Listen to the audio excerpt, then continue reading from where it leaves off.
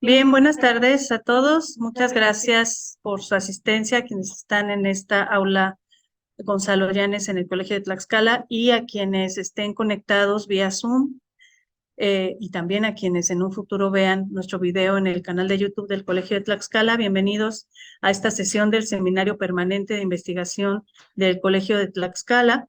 En esta ocasión vamos a tener el gusto de escuchar al doctor Sergio Flores González, con su presentación Estrategias de Participación Social y Emergencia Climática, caso Región Centro de México.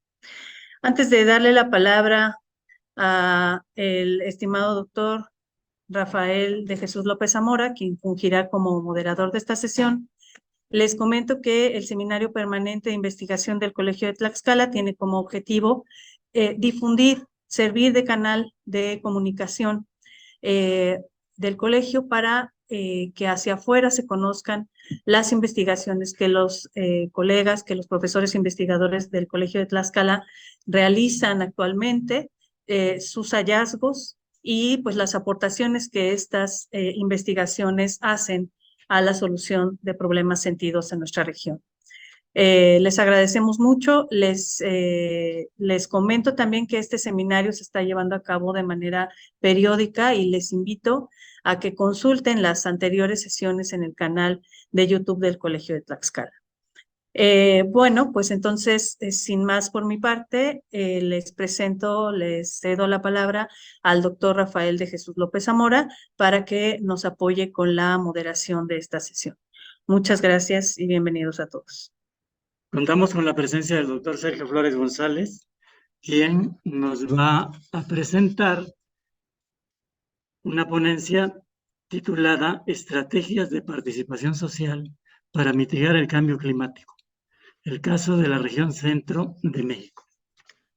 El doctor Sergio Flores González es doctor en urbanismo por la Facultad de Arquitectura de la Universidad Nacional Autónoma de México. Realizó una estancia postdoctoral en la Universidad de Toronto, Canadá, y pertenece al Sistema Nacional de Investigadores Nivel 1.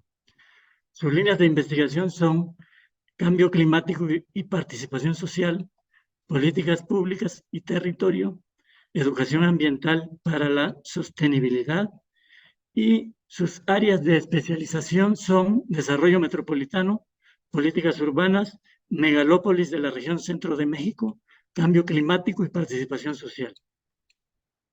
Pertenece a la red de investigación Asociación Mexicana de Ciencias para el Desarrollo Regional, AMECIDER, y del Colegio de Arquitectos del Valle de Puebla. El proyecto de investigación actualmente que está trabajando se denomina Estrategias de Participación Social para mitigar el cambio climático en la región centro de México. El doctor tiene publicaciones, muchas publicaciones de libros, artículos en revistas internacionales y editoriales de prestigio. Recientemente, solo para mencionar algunas publicaciones, tiene del 2023 Cambio Climático y Participación Social, editada por el Colegio de Tlaxcala y el Colegio de Veracruz. También otra investigación es coordinador de retos en la coyuntura por el COVID-19 y la emergencia climática, editado también por la UAP y Soriano Montiel Editores. Del año 2022, la publicación de modelo de gestión social para ciudades sustentables en la región centro de México. El doctor se especializa en temas de desarrollo urbano. Bienvenido, doctor, y gracias. Gracias a ustedes. Buenas tardes a todas y a todos. En primer lugar, le doy las gracias al Colegio de Tlaxcala, a las autoridades que encabeza el doctor Serafín Ríos, presidente, el doctor Gerardo, a nuestra secretaria de investigación, la doctora Ivonne, por supuesto a nuestros alumnos del doctorado, de los posgrados que imparte el colegio, y en este momento, bueno, en esta ocasión, invitado por las autoridades del colegio a participar en este seminario interno de investigación. ¿Cómo surge en su servidor el tema de la importancia y el interés del cambio climático. En el 2017, la Universidad Nacional Autónoma de México hace una convocatoria nacional para que grupos de investigadores se dediquen a ofrecer alternativas de solución a la problemática del cambio climático. Esto lo hace la UNAM a través del programa de investigación en cambio climático, que en esa época lo coordinaba el doctor Carlos Gay. Resulta que hacen una evaluación, hacen una revisión de las propuestas y en el caso de su servidor, fuimos privilegiados con un apoyo económico importante de la UNAM desde el 2017 hasta el 2019, un poco antes de la pandemia, y el proyecto fundamentalmente consistió en analizar los factores demográficos, económicos, jurídico-institucionales, culturales que están interviniendo en el tema del cambio climático en la región centro de México. La región centro de México está conformada por la Ciudad de México, la capital del país, y al menos 5 grandes zonas metropolitanas que forman parte de lo que los especialistas conocen como la megalópolis de la región centro de México. Lo que veremos a continuación es la continuación de ese proyecto que se concluyó, se publicó el libro está en las redes, pueden buscarlo así, como un modelo de gestión para atender el cambio climático por parte de la UNAM y por parte del Colegio de Tlaxcala. Ahora vamos a ver resultados de investigación de la segunda parte. La segunda parte consta en un trabajo de campo que hicimos.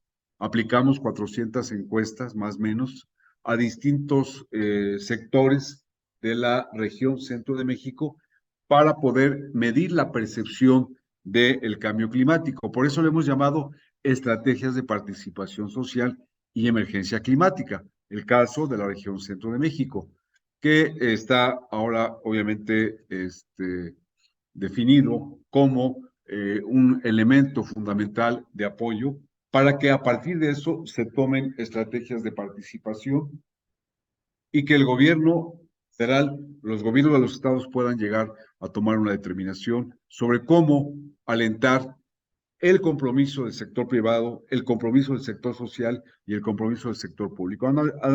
Empezaremos por algunos conceptos relevantes, algunos indicadores de la problemática regional y el calentamiento global, la metodología que aplicamos en este trabajo de investigación y los resultados a los que hemos llegado hasta ahora.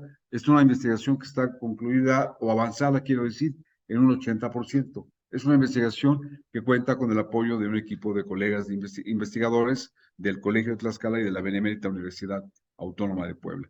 Conclusiones y recomendaciones y bibliografía. Bien, comenzamos por algo elemental. Este colegio de Tlaxcala surge en los años 2000-2001, impartiendo un doctorado en desarrollo regional.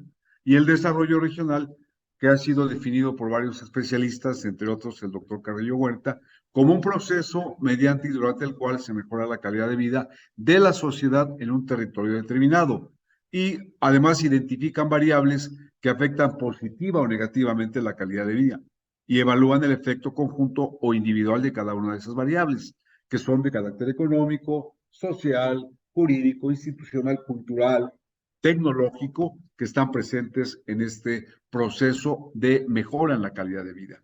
Y el cambio climático ha sido definido por el panel intergubernamental de cambio climático de la ONU desde antes del 2018 como aquellos cambios de clima atribuidos directa o indirectamente a la actividad humana, que altera la composición de la atmósfera global y que se suma a la variabilidad del clima observado durante periodos de tiempo que pueden ser comparables, ¿no? Sin embargo, después de la COP21, que se realizó la Conferencia de las Partes en París, Francia, en diciembre del 2015, casi al mismo tiempo que la ONU publicaba los 17 Objetivos del Desarrollo Sostenible, surge por parte de muchos grupos interesados en esta problemática el tema de emergencia climática. La emergencia es un proceso mundial a través del cual todos los elementos que participan en el calentamiento global están generando signos de alerta en distintos sectores de la actividad humana. Esto es prácticamente desde los últimos 20 años. Y esto implica hablar del estrés hídrico. El doctor Rafa López Zamora es un especialista en el tema de agua, por ejemplo. Él conoce la problemática muy bien en la región Puebla-Tlaxcala. El tema de la seguridad alimentaria, porque la escasez de agua como efecto del calentamiento global y de este fenómeno de emergencia climática va a ser un tema que va a preocupar a los gobiernos y a la sociedad ya desde ahora, pero se va a ir incrementando de forma consecutiva. Fenómenos meteorológicos. Yo venía hoy de la ciudad de Puebla por Ciudad Universitaria a las 2 de la tarde con 20 minutos, aguacerazo torrencial, ¿verdad? Estábamos escuchando ya noticias radiofónicas de cómo está afectando inundaciones en varias zonas de la ciudad de Puebla, pero también en la Ciudad de México, también en la ciudad de Monterrey, también en la ciudad de Durango, que son distintos puntos de la geografía económica nacional que están asociados a este fenómeno de cambios meteorológicos, inundaciones, acidificación de mares, amplias zonas desérticas. El 60% de los gases de efecto invernadero que se generan en el mundo, vamos a ver algunas estadísticas, van a caer a los océanos. Y esto da como resultado un cambio drástico en todos los ecosistemas marinos. Amplias zonas desérticas, migración ambiental, no se había visto como nunca antes, como hasta ahora, los últimos 5 o 10 años, fenómenos ya provocados por la migración ambiental. El problema de las inundaciones, calentamiento, zonas de desiertos, etcétera. Que esto representa en su totalidad riesgos severos para la especie humana. Vamos a ver algunos indicadores de la problemática regional y el calentamiento global, empezando por estos. El efecto invernadero, que es un tema que hemos escuchado con mucha frecuencia en las noticias. Un porcentaje de la radiación es absorbida por la superficie terrestre y emitida, obviamente, por el parque vehicular, las industrias. Una parte de la radiación solar es absorbida por los gases de efecto invernadero y es emitido por las nubes, provocado el calentamiento de la atmósfera. Es un fenómeno físico elemental que genera precisamente la presencia de una capa que está impidiendo que estos gases de efecto invernadero puedan estar disipándose o puedan estar desapareciendo. De acuerdo con la Convención Marco de Naciones Unidas para el Cambio Climático, hace pocos años, hay distintos sectores que están interviniendo, que están participando en estos gases de efecto invernadero. Destacan, en orden de mayor a menor, la generación de electricidad a nivel mundial, con el 21.3%. Procesos industriales, el 16.8%. Tratamiento de desperdicios en menor medida, pero también el transporte de gasolina y otros combustibles tradicionales con un 14%. Subproductos agrícolas, recuperación y procesamiento y distribución de combustibles fósiles, carbón, petróleo, gas, gasolina, origen residencial, comercial y otros, un 10.3%, la quema de biomasa y el uso de tierras, un 10%. Hay un fenómeno que vamos a continuar explicando unos minutos más adelante, que es el fenómeno de la alta concentración económica y demográfica en las grandes ciudades. De acuerdo con la ONU, hasta el año 2020, cerca del 65% de la población total del planeta, ya ahora más de 8,000 millones de habitantes, estamos viviendo en zonas urbanas. Y la tendencia es que estas zonas urbanas continúen creciendo y continúen concentrando industrias, continúen concentrando fraccionamientos habitacionales, el cambio de uso de suelo, desaparición de muchas zonas agrícolas, y esto está afectando severamente no solamente el tema del metabolismo urbano, sino el tema de la generación de gases de efecto invernadero.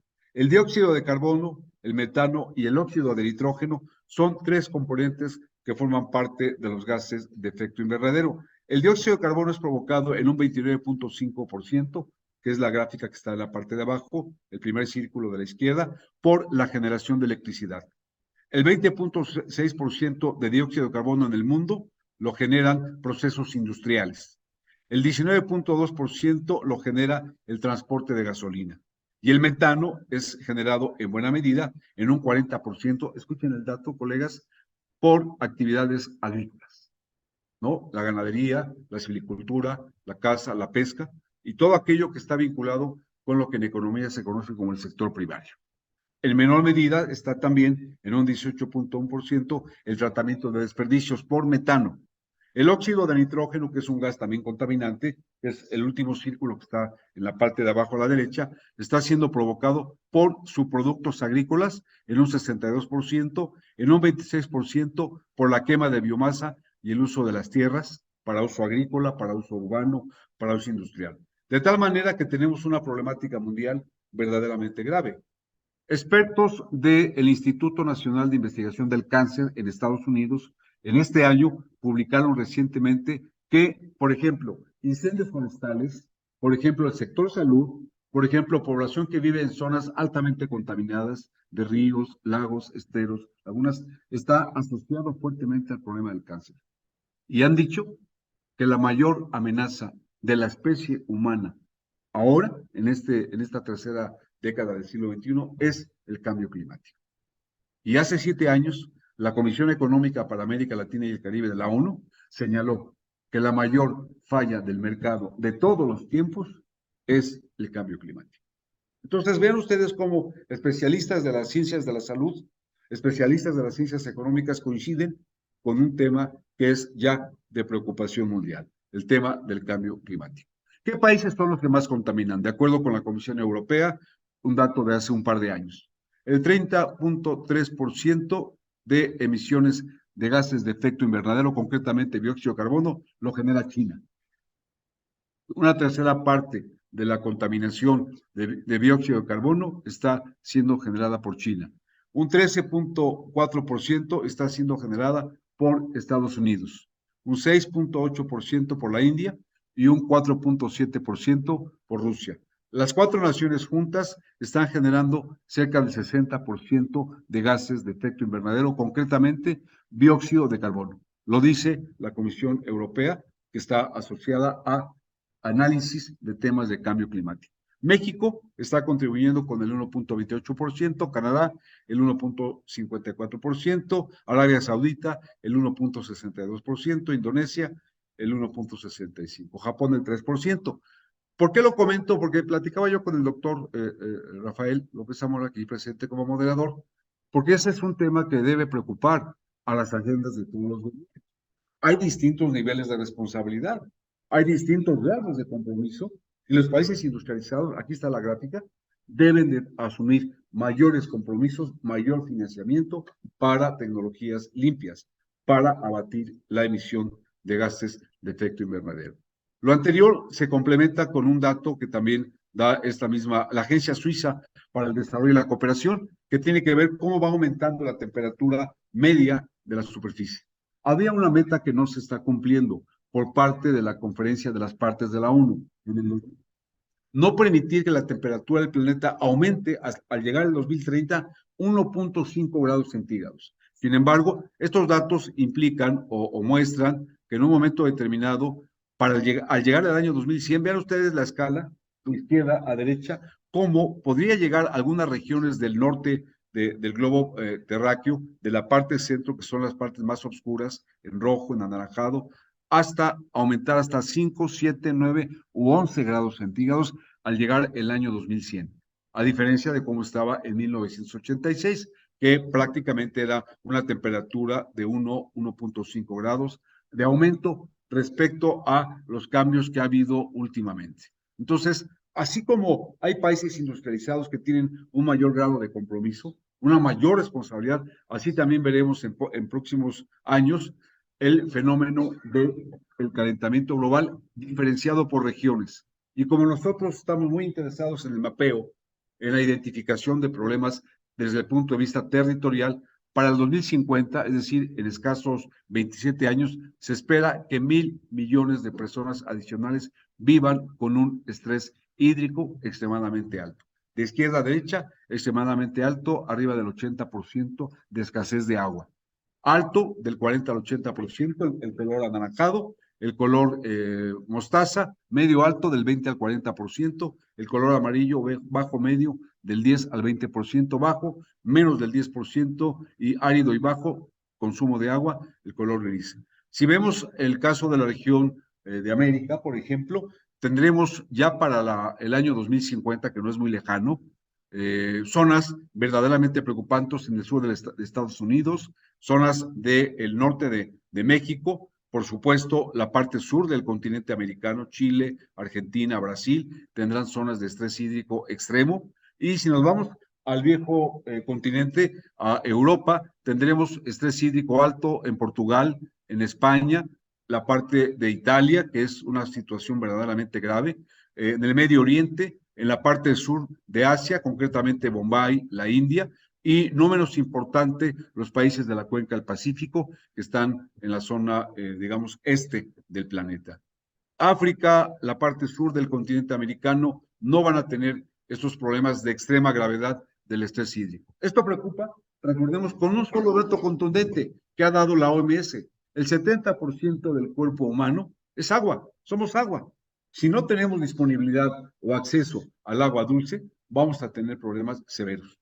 Ya se han reportado casos graves en Francia en los últimos años por el calentamiento global, deceso de personas de la tercera edad, por supuesto, problemas de escasez de agua en las zonas agrícolas, no se puede hacer cultivos a tierra si no hay agua, agua de temporal o agua por sistema de riego. Por eso es importante esto. ¿Qué está pasando con el fenómeno urbano? Este mapa me encanta porque metrópolis con 300,000 habitantes o más en el año 2020. Los círculos más grandes en color verde hablan de las megalópolis, de más de 10 millones de habitantes. El concepto de megalópolis, recuerden, colegas, fue acuñado en 1961 por Jan Goldman para referirse a la costa noreste de Estados Unidos, Nueva York, Baltimore, Washington, que ya desde hace 60 años estaba este fenómeno megalopolitano.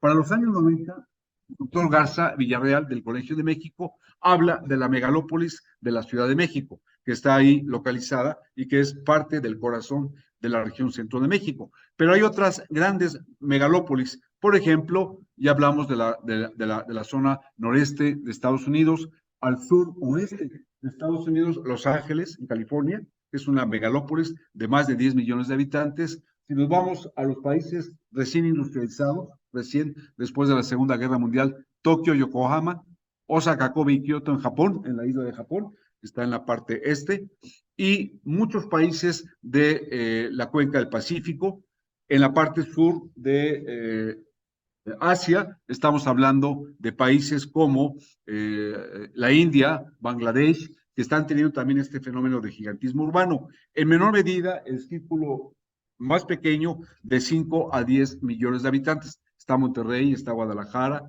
Puebla va para allá, Puebla Tlaxcala es una metrópoli que se acerca ya ahora a los 3.4 millones de habitantes, incluidos los 33 municipios que forman parte de esta hermosa región. Pero tenemos en el continente sudamericano, ¿verdad?, ciudades muy importantes como Bogotá, Buenos Aires, en Brasil, obviamente tenemos ciudades como Sao Paulo, Río de Janeiro, y en la parte de Europa, ni se diga, estamos hablando de París, de Madrid, de ciudades que han estado creciendo en menor medida, pero lo están haciendo también. Una gran cantidad de fenómeno urbano se observa en la zona de Asia, el sur de Asia, en los países de la cuenca del Pacífico, en Europa y, por supuesto, en Estados Unidos, en menor medida Canadá y de forma significativa México y América Latina. Los círculos más pequeños, ciudades de 1 a 5 millones, y el mucho más pequeño de 300,000 a 1 millón de habitantes. En el año 2020 hay 1,934 metrópolis en el mundo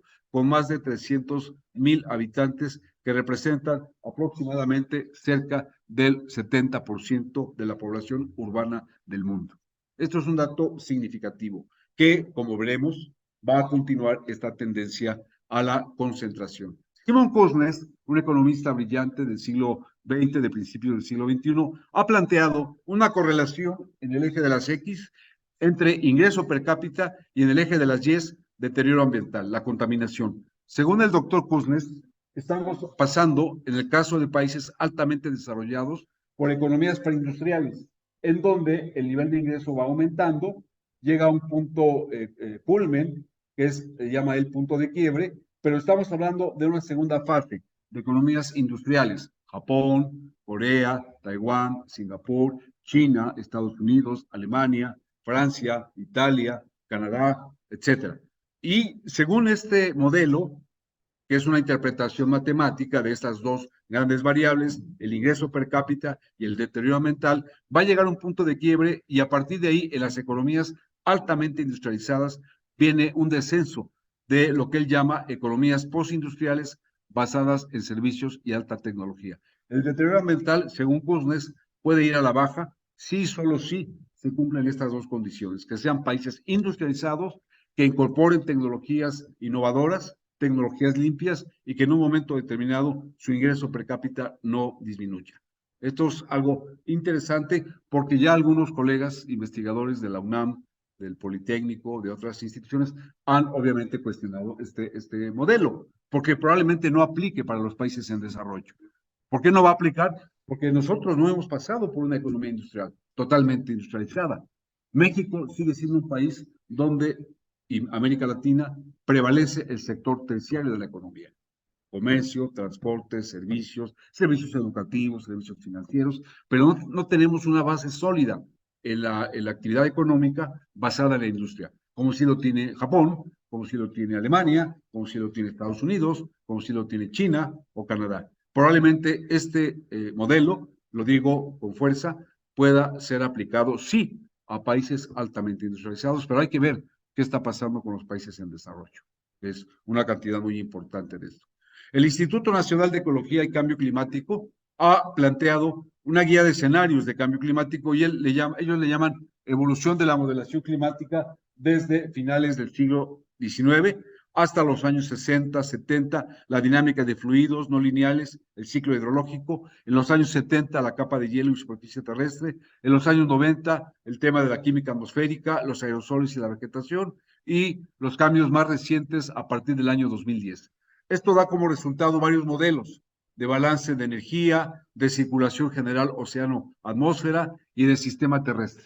A medida que ha habido cambios en la actividad económica, que ha habido cambios en la actividad industrial, que ha habido cambios en el comportamiento demográfico, esta modelación interpreta los fenómenos de cambio. ¿Qué es un modelo? Recuerden, colegas, un modelo es una interpretación matemática, física, una interpretación social de lo que está ocurriendo en una región determinada para un fenómeno específico. En este caso, el Instituto Nacional de Ecología y Cambio Climático plantea esta modelación.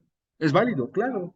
¿Por qué? Porque nosotros necesitamos tener ideas de cómo están cambiando los fenómenos. ¿Qué está pasando en México? 2015, hay datos ya del 2020, 74 grandes metrópolis en nuestro país. Y como ya lo comentamos, creo que en alguna ocasión, una metrópoli es una región económica, donde hay un nodo y hay un conjunto de localidades periféricas que mantienen entre sí una relación directa, constante e intensa. La región centro de México, la parte que está ubicada en la Ciudad de México, y 5 grandes metrópolis. ¿Cuáles son? Toluca-Lerma, en el Estado de México, número 1, en el sentido de las manecillas del reloj. La zona metropolitana de Pachuca, en Hidalgo, está aquí localizada. La zona metropolitana Puebla-Tlaxcala, la zona metropolitana del sur de la Ciudad de México, Cuernavaca, y la zona metropolitana de Cuautla. Todo este conglomerado que ha sido analizado, que ha sido estudiado por la UNAM, nosotros estamos participando también en este seguimiento de los cambios que está ocurriendo en todo el país. No hay, hasta el momento, en el año 2025, ni una sola metrópoli del país, 75 ya, había 74 en el 2015, aumentó una más, ninguna entidad federativa en México que se salve de tener una gran ciudad. De 10 millones en el caso de la región centro de México, que es la Ciudad de México, de 1 millón, que es el círculo más pequeño, y el mucho más pequeño, ciudades de 100,000. ¿Por qué? Porque la problemática urbana, la problemática territorial, la problemática ambiental va cambiando de ciudad en ciudad. Esta es una forma también muy sencilla. En la ecuación de la parte izquierda, estamos hablando de una ecuación simplificada del cambio climático. Para nosotros, los regionalistas, es importante interpretar con datos estadísticos, con datos matemáticos, cómo percibimos un fenómeno. CC es el cambio climático, que está dividido con 2 grandes grupos de variables. F es una función donde M subíndice U es el metabolismo urbano, más D subíndice A es el deterioro ambiental, sobre E subíndice AS. ¿Qué significa eso? Educación ambiental de la sociedad, multiplicado por un ponderador que pueden ser recursos económicos y financieros. Es decir, el metabolismo urbano más el deterioro ambiental son las variables que están impactando fuertemente, las variables de carácter independiente, en una variable que si no se cambia, que es, digamos, la variable que está en la parte de abajo, EAS, Educación Ambiental para la Sostenibilidad. Y si no hay recursos económicos y financieros, no se va a poder combatir el tema del cambio climático. no solamente los 100,000 millones de dólares que prometieron en la COP21 en Francia, en París, sino también más recursos, más tecnología, más educación.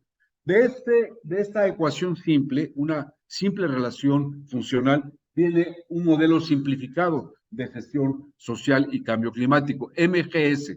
MGS es un modelo de gestión social que es igual a tres grandes variables. ¿Cuáles son?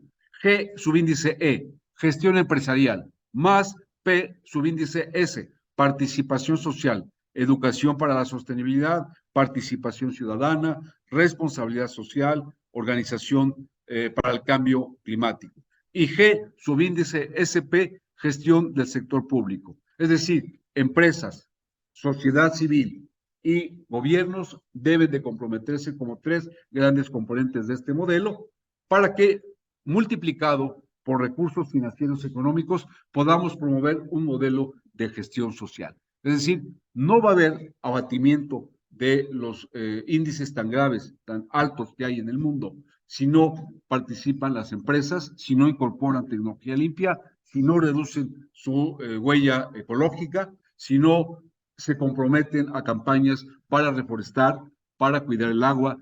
Es un fenómeno multidimensional el tema del cambio climático. Y aquí nosotros lo estamos relacionando con variables independientes. ¿Cuáles son?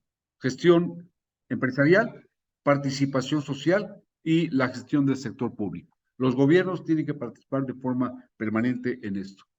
Ahora tenemos entonces en esta última sección de la charla, metodología y resultados. ¿Qué hicimos? Bueno, hicimos algo muy sencillo. Queremos medir la percepción de la sociedad sobre el tema del cambio climático.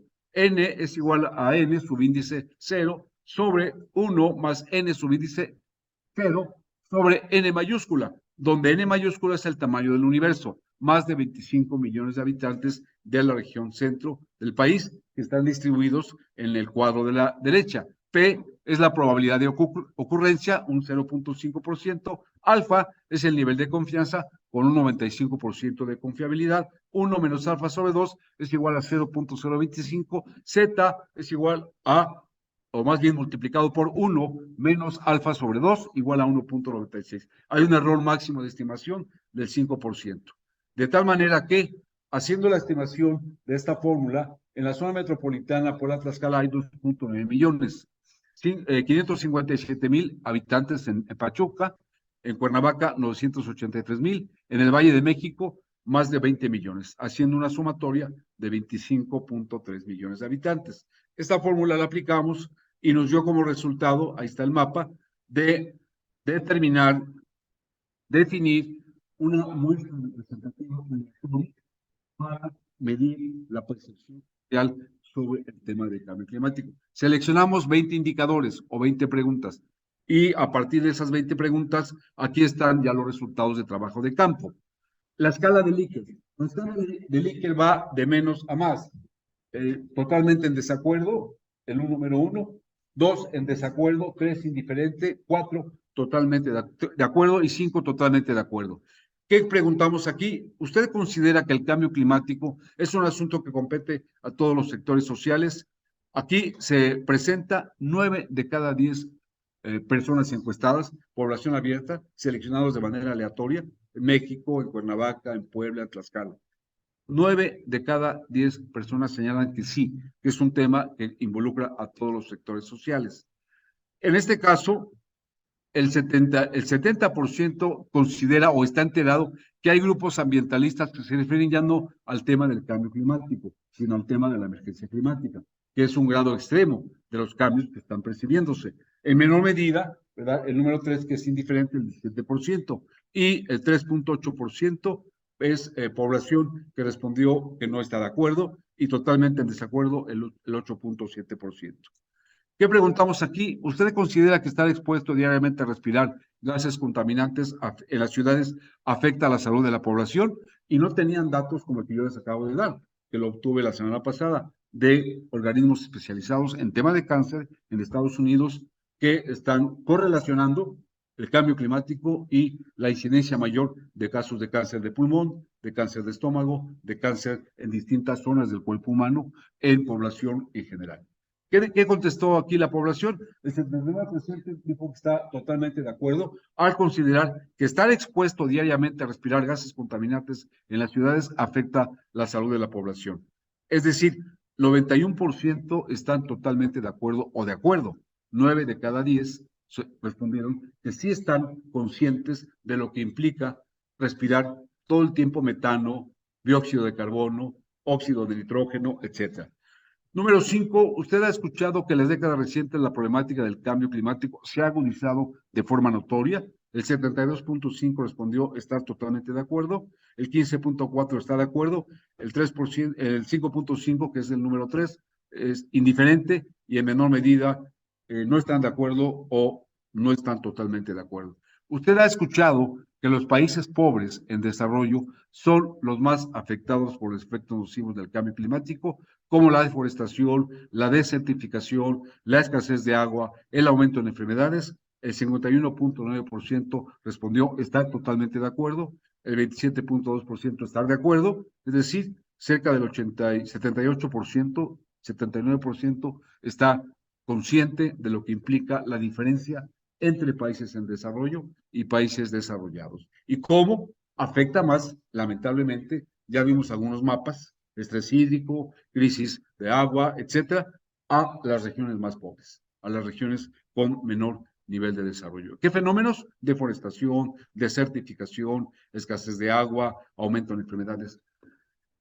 CONAFOR, la Comisión Nacional Forestal, este dato se los di a los jóvenes del doctorado hace unos días, señaló hace una semana que 29 entidades federativas, de las 32, incluido la Ciudad de México, tienen problemas graves en los, digamos, centros que están generando oxígeno en el país, en las zonas forestales. 29 de los 32 estados están invadidos de plagas, de deforestación, de tala inmoderada, de problemas muy severos. Esto es importante porque lo está diciendo el gobierno federal, la Comisión Nacional Forestal. 29 entidades de 32 que tiene México tiene problemas graves con el tema forestal.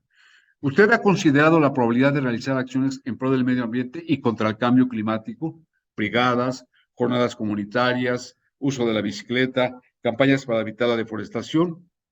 44% respondió que sí. Esto es parte de la última etapa de la investigación, que son estrategias de participación social. Es decir, 4 de cada 10 personas están dispuestas a cambiar sus hábitos de vida, a cambiar su modo de convivencia colectiva o individual, porque está de por medio, por supuesto, la salud, la sobrevivencia y lo más importante, el futuro de nuestras generaciones. 28.3% está de acuerdo, el 21.3% es indiferente y datos no relevantes no están de acuerdo o no están totalmente de acuerdo. ¿Usted ha escuchado acerca de los elevados costos sociales y ambientales que genera el cambio climático, como aumento de enfermedades cardiovasculares, alergias, diversos tipos de cáncer, alteraciones graves a los ecosistemas? 52.8% respondió totalmente de acuerdo, 24.3% de acuerdo, 13.9% indiferente, 2.9% no está de acuerdo y 6.1% está totalmente en desacuerdo.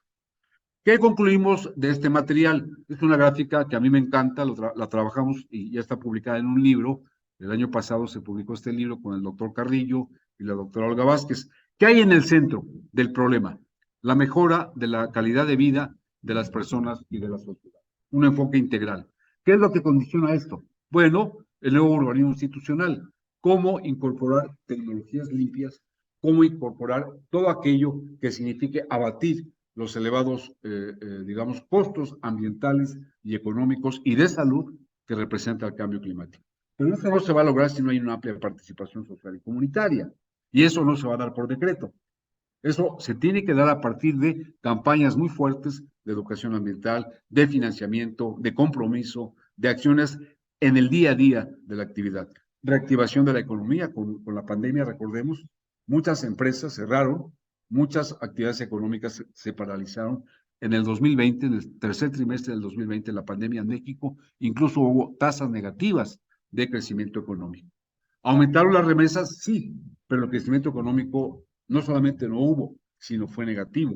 Reactivación de la economía, reforma a los sistemas de salud y educación, atención a la crisis energética y a la transición ecológica, Esto es muy importante, el círculo que tiene que ver con la crisis energética y la transición ecológica y reformas a los ordenamientos legales. Algo fundamental, ya lo hemos comentado con Blanquita, que es doctora en Derecho, y además forma parte de los cambios estructurales que necesitamos en todo el sistema jurídico institucional, ¿no? Bien, ¿qué tenemos aquí? Este cuadro me encanta, también ya casi terminamos, con 3 láminas ya concluimos. ¿Cuáles son los retos de la ciencia regional a mediano plazo? En distintos ámbitos, en el desarrollo económico-social, en tema de la emergencia climática, en el tema del desarrollo humano sostenible, en la revolución tecnológica, en la política y la cultura, solamente menciono algunos elementos. En el tema del desarrollo económico, necesitamos promover una economía sostenible, nuevos clústeres regionales, agroindustria, modelos prospectivos, atender el tema de la migración ambiental, los flagelos sociales, la violencia, el narcotráfico, que son producto del sistema socioeconómico. Digamos, estos fenómenos sociales no provienen per se de la estructura económica, pero son efecto de un modelo económico que ya fracasó, que se vio que lo único que ha propiciado es ampliar las desigualdades sociales, económicas, territoriales, y aquí ya lo acabamos de ver, ambientales. Hay distintos grados de responsabilidad en empresas, en naciones, sobre la emisión de gases de efecto invernadero, pero también sobre los compromisos que hay para modificar esta tendencia natural que hay a que la situación se complique. ¿Qué hay en el tema de emergencia climática? Bueno, deforestación, crisis hídrica, algunos expertos llaman el neoruralismo, cómo incorporar nuevas técnicas, nuevos sistemas de convivencia, el nuevo urbanismo institucional, el efecto del permafrost, que es el desgaste de las capas norte y sur del planeta, y cómo esto puede generar más enfermedades. La educación ambiental, y en el centro, nuevos objetivos del desarrollo sostenible. Cuando se generó la Agenda 2030 en el 2015, no estaba la pandemia, no había pandemia. Llega la pandemia y es importante incorporar esto. Alergólogos, inmunólogos, expertos en el tema de epidemiología han señalado ya de la ONU, de la OMS, Organización Mundial de la Salud, que hay que prepararnos para nuevas pandemias. ¿Por qué? Porque el permafrost está implicando, se adelgazan o desaparecen las capas, quiero decir, de hielo en el polo norte, en el polo sur, y están liberando organismos, microorganismos, microbios, bacterias, con las cuales el ser humano no tenía contacto hace 10.000 años, que fue la última glaciación. Entonces, esto implica nuevos objetivos del desarrollo sostenible. En este año se va a llevar a cabo en Dubái, en el Medio Oriente, la COP28, la Conferencia de las Partes número 28, que cada año se reúne para atender el tema del cambio climático. Esperemos que emanen acciones mucho más contundentes y las nuevas configuraciones territoriales, mesorregiones, megalópolis, metrópolis. Va a haber cambios tecnológicos, va a haber cambios en la política y la cultura, sin duda. Yo enfatizaría en la última sección del cuadro, derechos humanos universales. El agua no debe ser considerado como una mercancía. El agua para consumo humano debe ser considerado como un derecho humano elemental. La equidad de género, una nueva masculinidad, eso es lo que se avisora en los próximos 20 años, puede aumentar la pobreza y la pobreza extrema si no se incorporan modelos alternativos de crecimiento económico, economía verde, economía sostenible, desarrollo espiritual, la parte espiritual, la bioética, los sistemas de gobierno van a ir mejorando, una gestión participativa, puede cobrar auge el cooperativismo, una cultura de cuidado animal que ya se habla. Concluimos. Primero, la ciencia regional tiene un carácter transdisciplinario y está vigente. 2, ¿existe una relación estructural entre medio ambiente, economía y territorio? Sí, sí hay una relación estructural. 3, las diversas líneas de investigación científica en el desarrollo regional están abiertas y tienen un amplio campo de trabajo. Donde quiera que piquemos, en cualquier campo, en cualquier área, vamos a encontrar una beta muy importante, muy rica de investigación en la economía, en las ciencias jurídicas, en el urbanismo, en el desarrollo agrícola, en el desarrollo social. Y 4, bueno, esto involucra la tercera conclusión al sector público, al sector privado y al sector social. Si no hay este compromiso simultáneo, si no hay este compromiso directo, inmediato, con distinto grado de responsabilidad. ¿Qué dice el 25 constitucional, colegas? Obligación del Estado mexicano promover un desarrollo económico nacional de largo plazo y con carácter sostenible. ¿Qué dice el 26 constitucional? El Estado mexicano se dotará de un sistema nacional de planeación democrática para promover un desarrollo económico. Y entonces, a partir de estos preceptos, creo que podemos considerar la responsabilidad, en primer lugar, de los gobiernos, de todo el mundo, y en segundo lugar, por supuesto, de las empresas. Por último, efectuar una revisión al modelo económico actual y proponer ajustes estructurales a la par de una agenda pública internacional que privilegie los derechos humanos, que privilegie la calidad de vida y que privilegie el desarrollo regional. Es cuanto, colegas, estoy a sus órdenes con los colegas que están aquí presentes del doctorado en desarrollo regional y o de las maestrías, así como con los colegas que están conectados de manera virtual. Doctor López Zamora, estoy atento a sus indicaciones. Gracias. Bueno, muchas gracias, doctor. Le damos las gracias al doctor por su intervención y pues listo para las preguntas de nuestro público y pues, los alumnos que están aquí de manera presencial, si gustan hacer sus preguntas o comentarios. O reflexiones, ¿verdad? Claro, sí. Sí, pues lo importante sería que se pudieran debatir de alguna manera ese tipo de expresiones, ¿no? La expansión humana, una localidad muy cercana a San Pablo. ¿Cómo está afectando este conjunto de cambios estructurales? Ya en el semestre de su posgrado va a empezar a hacer trabajo. Ok. Aquí tenemos una pregunta, doctor. Es bastante extensa, pero... Sí. Haciendo referencia al modelo de estrategia del impacto social, ¿en qué medida cree que se han logrado las diferentes variables presentes en el modelo? ¿En qué tiempo cree que se podrán lograr los cambios necesarios para reducir la emisión de gases de efecto invernadero gracias a la aplicación del modelo? Bueno, yo creo que ahí las variables son de carácter independiente, como las que ya comentamos en una de las gráficas, van a estar relacionadas directamente con cambio del modelo económico.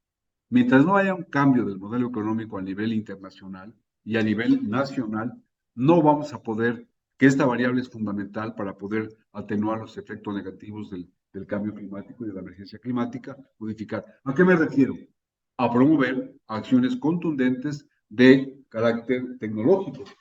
Energías renovables. Hoy me daba gusto escuchar en la prensa, por ejemplo, que el país que está promoviendo, paradójicamente, con una gráfica que vimos, China es el primer país en el mundo a nivel global que está generando 3 millones de automóviles eléctricos, seguido por Alemania, 750,000 automóviles eléctricos, y en tercer lugar Estados Unidos. Es decir, ya se empieza a observar un impacto en la actividad económica, pero no es suficiente.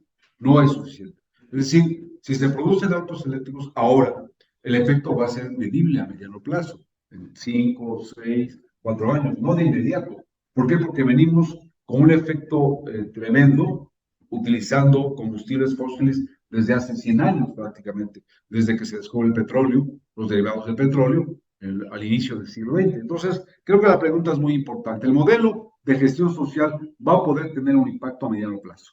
No va a ser de efecto inmediato, pero tenemos que trabajar desde ahora. No se puede decir un tiempo. No se puede establecer un tiempo porque esto depende de las variables estructurales.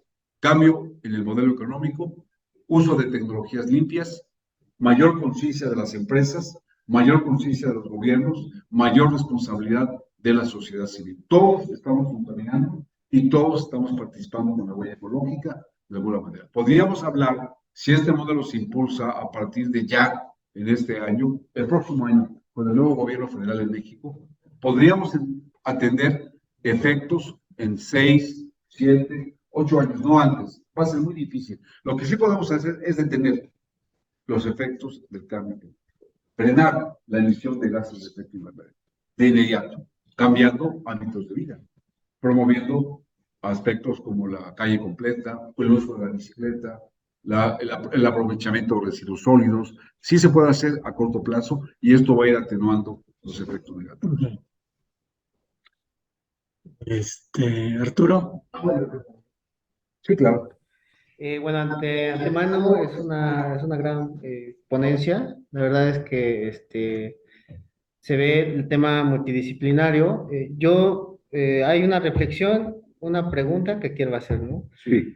En cuestión de opinión, sí me gustaría que me comentara qué piensas sobre los bonos de carbono, ¿no? Y el mercado negro de los bonos de carbono, que parte de una solución de foros internacionales para mitigar la emisión de gases de efecto invernadero. Pero después se vuelve todo un mercado de manera internacional y actualmente también existe un mercado negro de bonos de carbono. Sí. Esa es una de las opiniones que a mí me gustaría en lo personal saber. Por otra parte, pues coincido con la conclusión en cuanto a si hay un cambio de modelo económico, debe haber una mitigación, por lo menos una de tensión de cambio climático. Sin embargo, sí hay como que ir identificando qué puntos sí, qué puntos no del cambio estructural.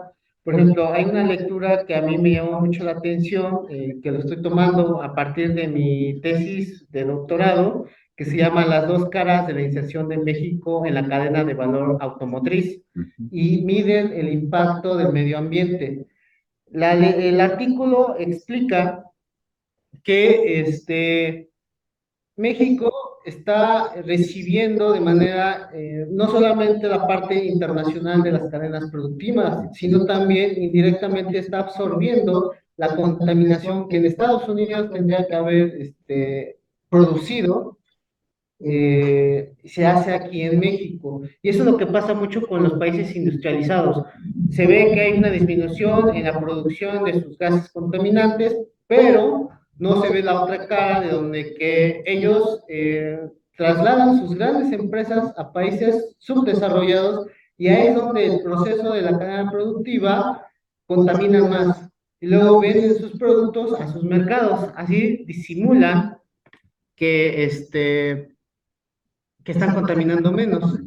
Entonces, no, yo no creo que solamente sea un tema de esta cuestión de un cambio de modelo estructural. Sí, sí creo que tiene que ser un tema internacional, porque pues de nada sirve que en unos países se cuelguen la medalla diciendo que estoy contaminando menos, cuando sus transnacionales están en otros países contaminando, si no lo doble, hasta lo triple lo que ellos están haciendo. Entonces, bueno, esas son mis dos participaciones. Muy buena observación, maestro Arturo. Creo que en relación al primer tema, antes de responder la pregunta de los bonos de carbono, recordemos lo que es la huella de carbono. La huella de carbono es un indicador ambiental que pretende reflejar la totalidad de gases de efecto invernadero emitidos por efecto directo o indirecto de un individuo, una organización, un evento o un producto. Este impacto ambiental es medido llevado a cabo un inventario de emisiones de gases de efecto invernadero o un análisis del ciclo de vida según la tipología de huella. Hay algunas normas internacionales reconocidas como ISO 2007, ISO 14069, ISO 14067, que están, digamos, preocupadas por disminuir la huella de carbono. Los países que más contaminan y que tienen una huella mayor son los países industrializados, ¿estamos de acuerdo?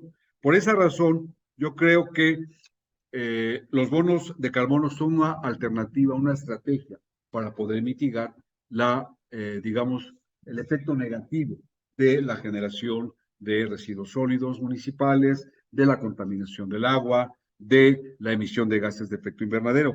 Lo que ha ocurrido, como dice Arturo, es que ha habido un mercado negro de esos bonos de carbono y eso está deteriorando o afectando la esencia original de los bonos de carbono. Se trataba de una medida internacional. No ha funcionado, exacto. No ha funcionado, por lo tanto, es importante revisar el sistema de operación de los bonos de carbono. No quiere decir que sean malos, es una alternativa, es una estrategia, pero hay que regular, hay que reglamentar, hay que promover una campaña mucho más eficiente de esto. Y en relación al sector automotriz, como lo menciona el propio maestro Arturo, qué bueno que lo comenta, porque sí es fundamental, es importantísimo que también en el sector automotriz, que es uno de los sectores más, no se puede revisar la gráfica, no sé, no está por ahí. Ahí está. Hablamos de, ahí está. Había problemas con la máquina. Esto es. Estamos hablando de que estos sectores, procesos industriales a nivel mundial, están generando el 16.8%, el círculo grande, en morado, de los gases de efecto invernadero. La generación de electricidad, del 21.3%. Juntos son cerca del 40% de emisiones de gases de efecto invernadero. En la parte de abajo, el dióxido de carbono está siendo afectado, el círculo pequeño a la izquierda, en buena medida también por la generación de electricidad y por procesos industriales. Creo que este sector es estratégico para poder promover el desarrollo económico, pero a condición de que se impulsen a la brevedad nuevos clústeres industriales, nuevas tecnologías limpias y naturalmente de que se pueda tener un soporte legal, un soporte social y un soporte financiero para que los vehículos eléctricos puedan estar a un precio mucho más bajo, más competitivo. Creo que ahí Arturo va a ofrecernos alternativas en su tesis de doctorado sobre cómo vincular en las cadenas de valor la importancia de los autos eléctricos a corto y mediano plazo. Creo que esta es una buena alternativa, es un buen momento para poder generar esto. Bueno, por acá felicitan al doctor Sergio por su disertación, Gracias. porque nos lleva a una conciencia individual y social sobre las consecuencias del cambio climático. Sí, gracias. ¿Algún comentario tiene que hacer sobre esto? Bueno, yo creo que esto, como lo dice la persona que emite este comentario, gracias por la felicitación. Blanquita. Gracias, doctora Blanquita, nos da gusto que esté Blanquita con nosotros, porque en efecto, se trata de generar una mayor conciencia, un mayor nivel de compromiso de todos. Pero insisto y remarco, creo que esta es una de las enseñanzas del día de hoy por la tarde. Hay distintos tipos de responsabilidad. Quienes más contaminan, que paguen más para tecnologías limpias y que haya una especie de apoyo, de transferencia de recursos a los países en desarrollo, porque son, paradójicamente, los países que más efectos negativos tienen. ¿Dónde van la tecnología rezagada? Donde hay mayores problemas de migración, donde no llegan los servicios básicos, donde en muchas regiones de África o de América Latina el 30 o 20% de la población no tiene acceso a agua limpia, a agua dulce, para poder satisfacer sus necesidades básicas. Yo creo que esta reflexión que hace la doctora Blanquita es válida, porque sí tenemos que comprometernos todos con esta nueva conciencia ambiental. Incluso los expertos de ANEA y de COMIE, ANEA es la Asociación Nacional de Educación Ambiental, y del Consejo Mexicano de Investigación Educativa, en México, plantean que debe de haber una educación ambiental para la sostenibilidad. Por eso yo lo pongo en la ecuación, ¿se acuerdan de la ecuación? La ecuación ambiental, la ecuación de la primera fórmula, aquí está. Ahí está. La ecuación de la primera fórmula está considerando que el cambio climático es una función del metabolismo urbano, del deterioro ambiental, pero está en una relación directa con la educación ambiental para la sostenibilidad. Mientras no haya mayor educación ambiental para la sostenibilidad, exacto, y en función de eso, una disponibilidad mayor de recursos económicos y financieros, que deben de provenir de las empresas, de los gobiernos y de aquellos sectores que están, digamos, afectando más el medio ambiente. Otra pregunta, doctor. Sí, claro. ¿La ciencia y la tecnología son la solución? Sí, claro, por supuesto. La ciencia, la tecnología, la educación y el compromiso colectivo. Son cuatro grandes componentes. La ciencia, porque tiene que aportar nuevos instrumentos en todos los campos del conocimiento. La tecnología, porque tiene que incorporarse tecnologías limpias, tecnologías sostenibles, pero también la educación. ¿De qué sirve tener científicos de alto nivel, competitivos, tecnología, si no se aplica? Lo que pasa en la región Puerto y pasa en muchas partes del mundo. Si hay plantas de tratamiento de aguas residuales que funcionen, ¿qué ocurre que no las ponen a funcionar? ¿Por qué? Porque son muy costosas, según los empresarios. ¿Por qué? Porque representan un, digamos, gasto adicional a sus costos de operación, pero no se van dando cuenta o no valoran, no dimensionan el daño ambiental tan grande que están haciendo al lanzar aguas totalmente contaminadas con productos químicos, arsénico, cromo, cobalto, plomo, a las aguas de los ríos, Alceseca, Atoyac en Puebla, aquí en Tlaxcala, Zahuapan, ¿verdad? Y esto está generando problemas muy severos. La otra parte de la pregunta, el impulso de la tecnología, entonces, como el aumento de autos eléctricos lograrán un cambio, requiere poner énfasis en la educación. Sí, definitivamente la educación es una variable muy importante en la ecuación. Si esta variable no está presente en esta ecuación o en el modelo simple de gestión social, no vamos a poder incorporar una situación que reoriente, que modifique. En la planeación de los años 70, 80 del siglo XX se hablaba de escenarios o de tendencias naturales y de tendencias modificadas. Quienes hacían planeaciones decían, esto es lo que va a pasar en el año 2000 y esto es lo que va a pasar en el año 2020. Son las tendencias naturales. Pero puede haber tendencias modificadas a condición de que haya recursos económicos, recursos financieros, educación, de que haya mayor compromiso de los gobiernos, legislación, reglamentación, de que se cumpla con la norma, de que se cumpla con los reglamentos. ¿Y la participación social? Por supuesto que es fundamental. Nosotros tenemos que salir a las calles, tenemos que promover actividades que promuevan una mayor participación social a través de brigadas, a través de grupos, de talleres, de pláticas de difusión, todo aquello que genere una mayor conciencia, como bien lo dice la doctora Blanquita, en este auditorio, un mayor grado de compromiso social. Y esto nos compete a nosotros. Pati pregunta, ¿cómo la participación social y comunitaria puede ayudar a combatir la emergencia climática? Ah, claro, de muchas formas, claro. La participación social es la participación de todos, empresas, sociedades, gobierno, y la participación comunitaria se va a dar a condición de que las comunidades pequeñas, medianas, las comunidades en las zonas rurales también participen. Tan elemental el tema de la educación ambiental como separar residuos, cómo reciclar, cómo reutilizar, cómo apagar focos, cómo ahorrar agua, cómo mandar a llamar al plomero y corregir aquella fuga que hay en el lavabo, en la llave de la regadera. Eso es participar de forma consciente hasta llegar a acciones mucho más contundentes como las que hemos comentado: investigación aplicada, investigación cuantitativa, trabajo de campo, etc. Gracias, doctor.